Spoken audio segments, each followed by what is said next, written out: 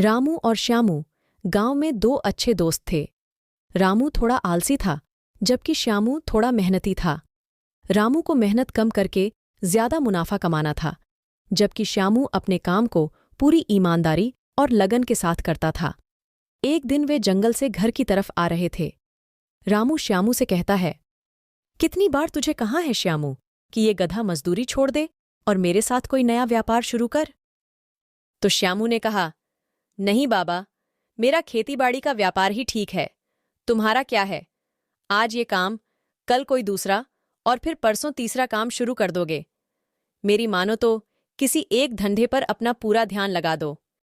तो इस पर रामू ने कहा, तुम्हारा मतलब है मैं भी गधे की तरह मजदूरी करूं? धंधा करने के लिए हिम्मत की जरूरत होती है, जो तुम्हारे पास बिल्कुल भी नहीं है। श्यामू कहता है, मेरे हिसाब से धंधे करने के लिए हिम्मत के साथ साथ मेहनत की भी जरूरत होती है, जो तुम करना नहीं चाहते। ऐसे ही बहस करते करते वे दोनों रास्ता भटक गए। श्यामू रामू की ओर देखकर कहता है, अब तक तो हमें गांव में पहुंच जाना चाहिए था। लगता है हम रास्ता भटक गए हैं। तभी उन्हें जंगल से रोशनी नजर आने लगी। रामू, ये रोशनी तो जंगल से आ रही है, चलो देखते हैं। वे दोनों उस रोशनी की ओर चल पड़ते हैं। रोशनी का पीछा करते करते वे एक बड़े से पेड़ के पास पहुंचते हैं। ये मैं क्या देख रहा हूं? सोने का पेड़, रामू कहता है, और इसमें दरवाजा भी है। चलो अंदर चलते हैं। वे दोनों उस दरवाजे से अंदर जाते हैं। वहां उन्हें एक बुजुर्ग आदमी मिलता है। अरे दादाजी, आप यहां क्या कर रहे हैं? रामू पूछता है। बुजुर्ग आदमी कहता है, बेटा, मैं इस पेड़ का रखवाला हूं। पिछले हजारों सालों से मैं इस पेड़ की रक्षा करता आ रहा हूं। क्या तुम मुझे थोड़ा पानी लाके दे सकते हो? श्यामू पानी लाने चला जाता है। राजू सोचते हुए यह सोचता है कि यहां तो बहुत बड़ा खजाना है। अगर मैं इस बुजुर्ग की कुछ सेवा करूंगा तो बदले में कुछ उपहार मिल जाएगा। और फिर वो उस बुजुर्ग से कहता है, दादाजी, मुझे भी तो कुछ काम बताइए, मैं भी आपकी सेवा करना चाहता हूं।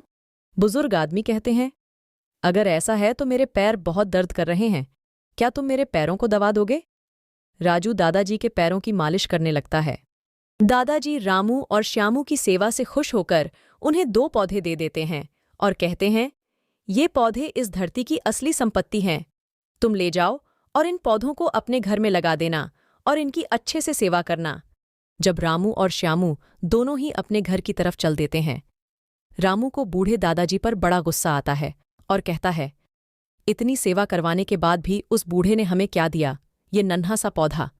मैं तो कहता हूं कि अभी वापस चलते हैं और उस पेड़ की कुछ टहनियां तोड़ के लाते हैं। पूरी जिंदगी की चिंता ही मिट जाएगी। नहीं रामू, हमें ऐसा नहीं करना चाहिए। वो बुजुर्ग हैं, हमें उनका आदर करना चाहिए, श्यामू कहता है। अरे, तुम तो गद्दे के गद्दे ही रहोगे, मैं तो चला। इतना कहकर रामू उस पौधे को फेंक देता है और फिर वापस उस पेड़ के पास आता है और उस पेड़ पर चढ़कर कुछ टहनियां तोड़ लेता है। जैसे ही वह टहनियां तोड़ता है, वो टहनियां एक सूखी लकड़ी में बदल जाती हैं। अरे ये क्या हुआ? ये तो सूख गई, ये मेरे किसी काम की नहीं। वह पेड़ से नीचे उतर आता है और फिर वो दरवाज़ा खोलता है, लेकिन दरवाज़ा खोलने के लिए जैसे ही वो दरवाजे को छूता है, उसे बिजली का झटका लगता है। फिर उसके सामने वह बूढ़ा आदमी प्रकट होता है और कहता है, ये तुम्हारे लालच और बुरे कर्मों का ही फल है रामू।